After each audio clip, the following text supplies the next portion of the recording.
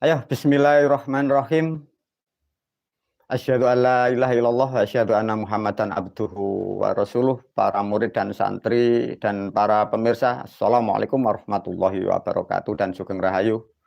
Guru melanjutkan videonya dengan judul tahun 2024 jilid kedua.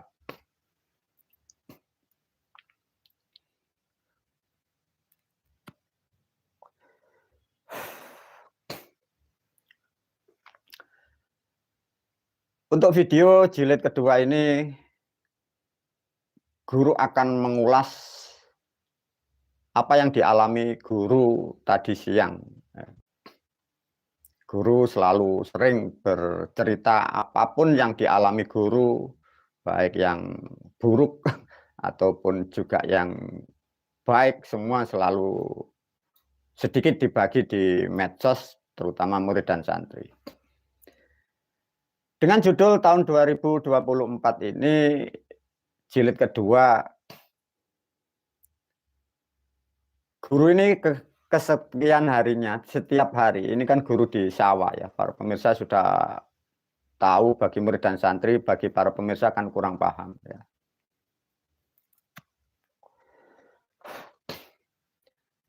Diulas sedikit dengan cerita ya. Maka karena guru ini setiap hari pekerjaannya di sawah ya, jadi para pemirsa yang baru agar paham ya. Jadi guru ini bukan pengangguran, bukan tukang pendakwah, tukang ngomel, bukan ya. Guru ini pekerja, suka kerja. Nah, siang tadi, pagi sudah di sawah para pemirsa. Belum begitu siang, hujan sudah turun. Pulanglah ke rumah. Setelah di rumah kok kelihatannya nalur ini disuruh berangkat lagi ke sawah. Tapi tidak tahu akhirnya ada sesuatu hal peristiwa yang sering dialami guru dan ini nanti akan diulas. Semoga menjadi pengkajian dan pendalaman dan juga pemahaman. Banyak hal yang diulas oleh guru melalui video ini. Para pemirsa, pada malam hari ini karena guru ini tiap hari di sawah, kalian murid yang sering di rumah tahu bahwa guru kadang jam 6 sudah di sawah, kadang maghrib menjelang isya baru pulang. Kira-kira dampaknya apa para pemirsa? Satu, dampak fisik guru semakin rusak, semakin memang, ya memang itulah program dari leluhur memang dikerjain seperti itu. Tapi banyak hal yang selalu didapat. Satu, hal-hal yang memang baik untuk bagi manusia yang didapat oleh guru. Yang kedua, fisik guru pada malam hari ini para murid dan santri. Kaki guru ini rangen, dari wong Jawa. Tahu para pemirsa rangen itu.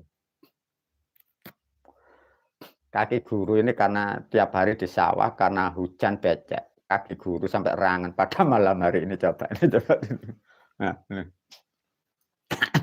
Parah para pemirsa. Kaki guru rangen sampai sakit. Dibungkus kaos kaki pada malam hari ini. Ya karena tiap hari begitu. Mungkin para pemirsa bertanya, guru kan sudah makmur, sudah iya. Memang guru makan kan diajarkan ya. Satu, jangan malas.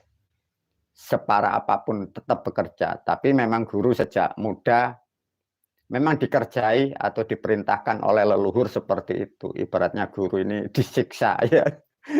Disiksa di tempat kerja seperti itu. Nah, itulah cerita sedikit. Jadi cerita sedikit itu siang tadi, ini semoga jadi video agak cukup banyak ya Pak. Ada peristiwa satu malaikat. Siang tadi agak sore sekitar jam 3 barangkali ya. Malaikat. Terus di situ ada Tuhan, mungkin para pemirsa nyebutnya Allah, nanti diterangkan Allah itu bagaimana. Terus ada lagi ayat atau firman, terus ada lagi tentang leluhur. Nah, itu poinnya di situ. Apa guru yang mau disampaikan melalui video ini? Satu contoh para pemirsa peristiwa tadi yang dialami guru. Ada sosok malaikat itu ya. Sulit ya para pemirsa kalau ngomong malaikat itu ya. Udahlah digampangkan aja, pokok malaikat aja gitu aja ya. Jadi malaikat ini Tidak tahu itu Jibril atau siapa, tidak ngerti ya. Tapi yang jelas kelihatannya bukan Jibril. Beliau datang sambil membawa suara, bukan tulisan ya, para pemirsa, ini dipahami. Jadi malaikat ini datang ya, kayak di film tuh dia datang. Kalau membawa wahyu itu bukan tulisan kayak koran gitu loh, para pemirsa, Anda harus tahu ya. Jadi begitu beliau ini datang, sambil resonansi suara ini mengiringi beliau malaikat ini.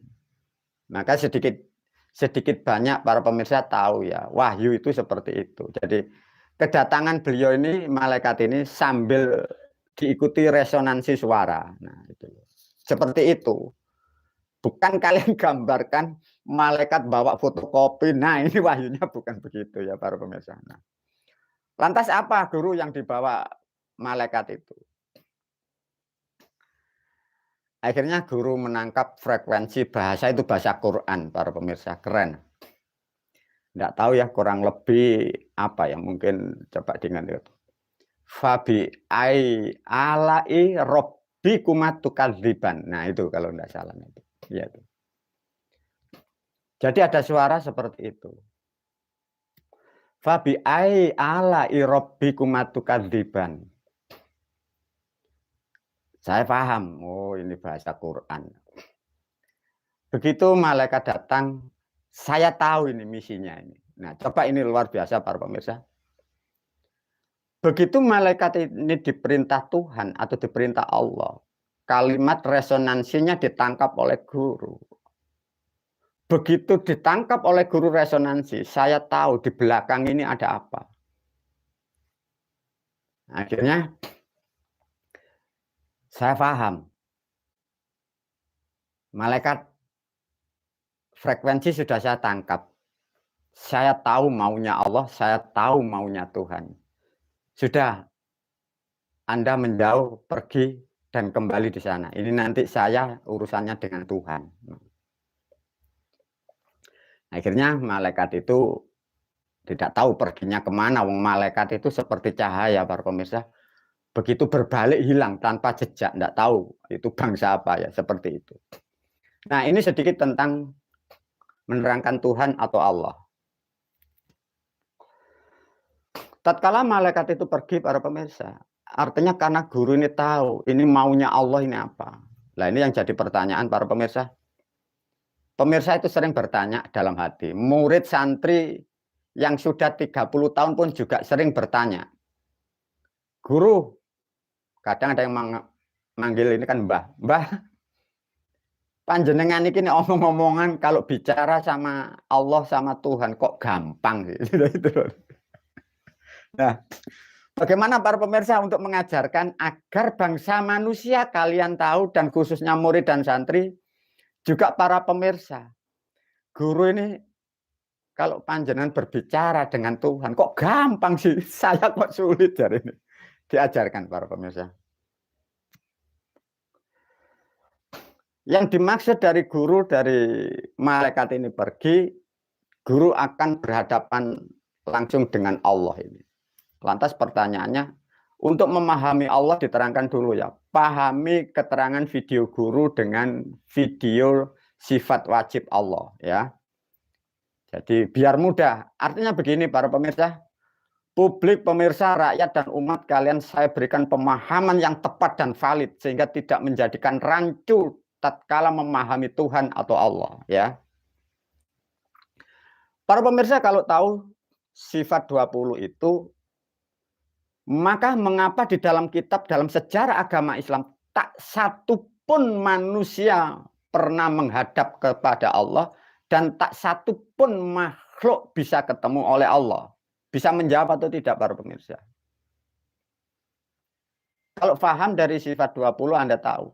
Karena Allah itu kata ganti, paham ya? Jadi sehingga manusia tidak akan pernah ketemu karena itu kata ganti. Itu satu, harus paham. Tatkala sudah paham bahwa Allah adalah kata ganti jiwa murni, jiwa yang baik, jiwa yang terpuji. Nah, seluruh bangsa manusia dipahami. tahun 2024 kurang lebih penduduk 8 miliar. Setiap insan manusia seburuk apapun di dalam kehidupan manusia ada jiwa murninya. Ada yang bisa aktif, ada yang belum. Lah dari 8 miliar jiwa murni di dalam tubuh manusia, ini mengerucut gini loh para pemirsa. Mengerucut dari sumber maha sumber. Sumber dari segala kesucian. Nah itulah aku gurumu kalau menyebut dia itulah Allah itu. Jadi beda yang dimaksud Allah dalam syahadat. Allah di dalam Al-Quran itu Allah per individu. Tapi yang sering berkomunikasi atau yang memberi informasi kepada guru, ini sumber dari segala sumber jiwa. Di mana itu guru tempatnya? Guru tak akan pernah tahu dan tidak akan pernah bisa diterangkan. Karena gaibnya super gaib, jauh super jauh. Lantas bagaimana guru untuk connect seperti itu? Nah ini tekniknya. Maka para pemirsa, sejak manusia dicipta, ya, itu miliaran tahun itu ada sumbernya. Tapi manusia di era sekarang diingatkan kembali, para pemirsa salah, lupa memahami. Kok kira manusia, kok kira Anda dicipta Tuhan, Anda dilahirkan orang tua, bedanya di situ. Tapi di dalam jiwa manusia meskipun Anda kita dilahirkan orang tua, ada bibit yang kecil itu nanti mengerucut seluruh dunia menjadi pusat sumber satu ini. Nah ini yang sering berkomunikasi dengan guru. Kira-kira bagaimana guru untuk mencapai connect seperti itu? Ribuan tahun para pemirsa, sebelum Masehi ribuan tahun, orang-orang terdahulu leluhur kita sudah tahu jalannya, sudah tahu sandi dan sandinya. Setelah ilmu dari Jawa ini hilang dan tidak diajarkan dan dimodifikasi dari agama dan dirusak oleh agama jahiliyah sehingga passwordnya aja sudah tidak ada yang punya seluruh dunia. Passwordnya aja sudah tidak punya. Artinya sejak rusaknya sistem sandi itu tertutup, tak satu pun yang bisa ketemu dengan sumber segala sumber. Mungkin kalian yang menyebut yang dikatakan Allahu Akbar, Azza wa Jalla itu. Lantas kira-kira sampai sekarang yang mampu dan bisa sampai berapa orang guru? Guru memastikan password keywordnya itu dari bahasa Jawa. Bahasa Sangsekerta yang sangat kuno. Itu password keywordnya. Artinya di luar bangsa Indonesia tidak mengerti. Yang Jawa pun sendiri pun tidak mengerti. Karena itu bahasa sangat lama. Itu password keywordnya ya para pemirsa. Sulitnya seperti itu. Ini belum syaratnya ya para pemirsa. Untuk masuk sampai ke sana. Syaratnya satu, terjaga sejak muda manusianya. Dua, dia amanah. Dia jujur, dia bersih. Itu karakternya di situ. Lantas syaratnya ilmunya bagaimana para pemirsa? Apa yang harus dilakukan? Maka sedikit guru menyentuh ya. Ingat video guru kan? Ada jalur manusia di dunia, bangsa manusia seluruh dunia hanya mengenal kata kasih sayang. Di dalam Al-Quran diterangkan naik sedikit ada kata Rohmani Rohim. Level yang ketiga ada yang nyebut sedulur papat limo pancer. Naik lagi masuk mempunyai warna. Dan masuk lagi frekuensi seperti itu. Artinya guru memastikan. Tahun 2024 guru memastikan. Tak satu pun bangsa dunia manusia yang mampu di sana. Karena password keywordnya sudah tidak ada. Nah itu sedikit diterangkan oleh cerita-cerita yang beredar di ilmu Islam Jawa. Ada laku namanya Jamus Kalimat Sodo. Jamus Kalimo Sodo. Manusia tidak mengerti, dikira itu hanya kalimat asyhadu alla, bukan. Itu kalimatnya, ada lakunya, ada ritualnya. Berapa tahun guru? Saya yang dibantu oleh leluhur para pemirsa, saya dibantu guru ini kurang lebih 21 tahun.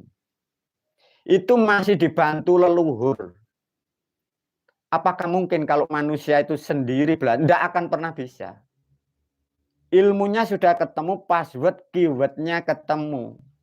Syaratnya seperti itu masih dibantu leluhur. Baru mampu bisa ke sana. Maka guru memastikan, apalagi negara di luar Indonesia, bahasanya tidak ngerti.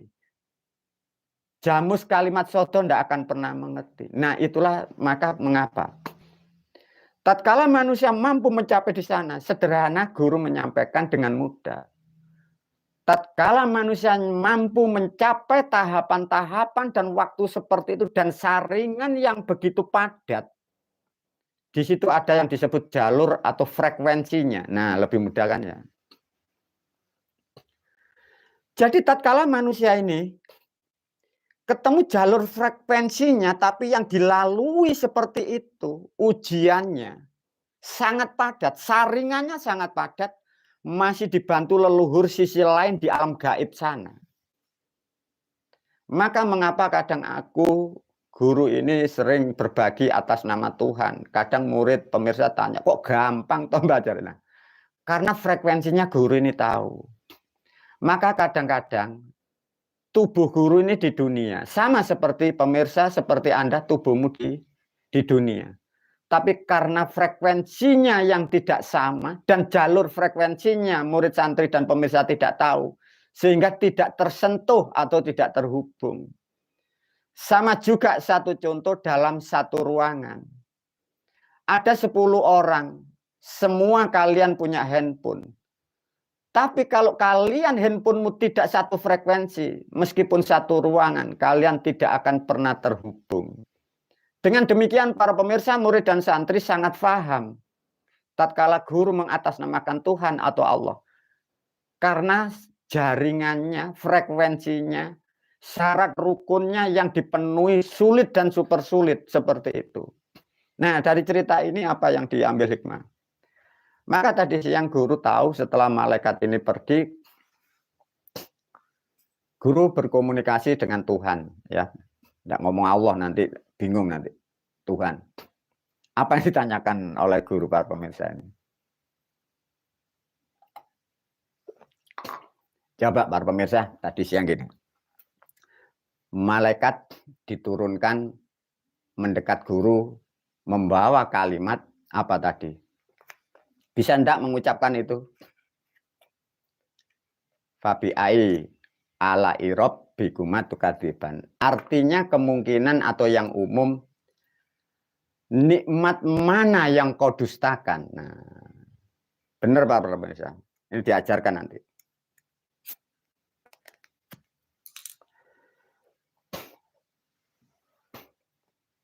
Dari cerita kitab seperti itu, fabi'ai ala irob bikumat tukadziban, artinya nikmat mana yang akan kau dustakan. Karena guru tahu frekuensi ini, kalimat ini. Akhirnya malaikat disuruhlah pergi oleh guru.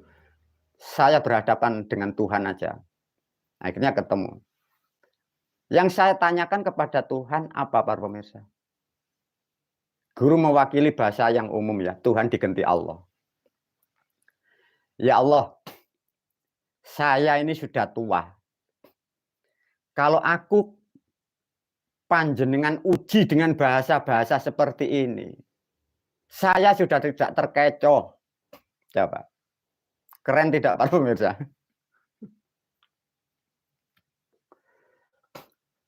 Malaikat diturunkan. Tuhan Allah maksudnya menguji kredibilitas saya. Saya masih terkecoh atau tidak dengan kalimat-kalimat seperti itu. Maka malaikat saya suruh pinggir. Akhirnya saya berhadapan dengan Allah, maka saya bertanya lagi. Ya Allah, aku sudah tua. Kalau aku kok uji dengan kalimat-kalimat ini, aku tak akan pernah terkecoh. Apakah kalian masih kurang percaya? Ataukah panjenengan kurang percaya dengan kemampuan saya atas bimbingan Anda? Apa para pemirsa? Tuhan tidak menjawab. Akhirnya guru menegaskan kembali. Dengan kalimat apapun ya Allah, aku sudah tidak terkecoh. Karena aku sangat mampu dan tahu karena bimbinganmu. Kalimat-kalimat seperti ini buatan siapa aku tahu. Nah, dari cerita ini dimatangkan untuk pemirsa, murid, dan santri. Ya, dari cerita guru dengan Tuhan ditutup dulu menerangkan fabi ai ala irobbikumatukadziban. Tatkala bahasa ini dibunyikan, manusia diterangkan dengan artinya nikmat mana yang kalian dustakan. Sehingga manusia pikirannya selalu mengiyakan pasti ini wahyu, pasti ini kebenaran. Clear atau tidak? Tapi guru tidak terkecoh para pemirsa. Mengapa guru tidak terkecoh para pemirsa? Aku tahu cara membuat wahyu, aku tahu cara membuat Quran, aku tahu cara membuat surat dan ayat. Mengapa itu dikatakan benar? Mengapa kalimat itu dikatakan benar tatkala didengar manusia? Karena kalimat-kalimat di Quran itu kalimat yang sudah ada diterangkan dengan bahasa baru. Satu contoh. Tatkala manusia ini dalam keadaan baik dan syukur, buminya makmur, negaranya makmur, kalimat itu diturunkan di situ pasti yes benar. Percaya tidak para pemirsa? Nikmat mana yang kau dustakan? Kalau kalian di bumi yang makmur, negara yang makmur, kalimat itu pasti kau benarkan. Sedangkan tanpa kalimat itu manusia sudah ngalami. Manusia sudah mendapatkan kemakmuran dan kedamaian. Karena bahasa ini memperkuat keadaan sehingga otak manusia mengatakan iya ya benar. Sehingga manusia terobsesi dikira ini suara kebenaran dari Tuhan. Padahal itu fakta yang sudah ada digubah menjadi bahasa baru. Keren tidak para pemirsa? Saya bongkar Tuhan caranya membuat wahyu. Saya bongkar caranya orang-orang terdahulu menipu bangsa manusia. Dari peristiwa ini apa? Akhirnya guru menghadap lagi kepada Tuhan. Ya Allah, kalau fabi ai ala irabbikumatukadzziban, kau sangkakan aku tidak bisa bersyukur kepadamu. Sehingga ayat-ayat itu kau lantungkan di hadapanku. Aku ngerti arti dan maksudnya. Karena itu ayat guban. Ya Allah, kalau toh memang wahyu seperti ini benar dari Anda. Wahyu ini tolong turunkan di negara sana, di Palestina sana. Allah terdiam. Akhirnya malaikat tidak tahu dia yang membawa wahyu. Dalam kekuatan doa saya panggil, hai malaikat datanglah kemari lagi. Akhirnya datanglah si malaikat yang membawa wahyu. Dia tertunduk diam tadi siang. Guru menyampaikan, hai malaikat, fabi ai ala rabbikumatukadzziban. Kalau kau turunkan di Jawa semua mengatakan benar. Karena Jawa sejarahnya subur dan makmur. Tapi tolong kalau wahyu kalimat ini sampaikan kepada negara Palestina sana. Malaikat itu terdiam. Lantas guru memarahi malaikat. Sudah pergi sana. Tuhan Allah mendengar para pemirsa siang tadi. Bagaimana ya Allah? Kalau kalimat fabi ai ala irabbikumatukadzziban, nikmat mana yang kau dustakan? Kalau malaikat ini kau suruh turun menyampaikan kepada orang di Palestina. Kira-kira malaikatmu apa enggak ditampar sama orang sana? Karena negara sana rusak.